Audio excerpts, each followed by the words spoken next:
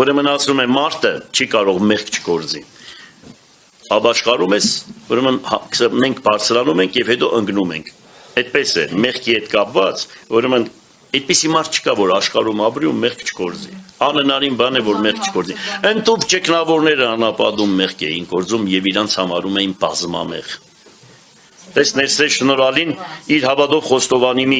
24 տոների վերջում ասում է եւ ողորմյակ ու արարածոց եւ ինձ բազմամեղից, բայց ինքը սրբոց դասին էր։ Էլ նարեկացին չեմ ասում, որ աշխարհի օվկիանոսները դառնային թանակ, մայրցամաքները մակաղատ, դարձյալ չէին կարող գրել իմ մեղքերից 1000-րդ մասնիկը եւ այդ։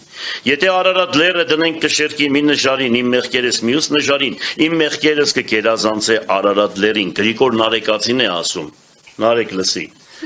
ուրեմն պատկերացրեք, այսինքն եթե նրանք իրանց մեղավոր են համարում, բայց աշխարհի մեջտեղը կանգնած ոնց կարող է մեղք չգործեն, հետո այս աղջիկները կթողնեն որ մարդը մեղք չգործի, գեղեցիկ հագած, ոտքերը բաց, ես չգիտեմ ինչ ասես անում են, էլի որ մարդիկ տղամարդկանց գայթակղության պատճառ են հանդիսանում, եւ դրա համար ասում է վայ ձեզ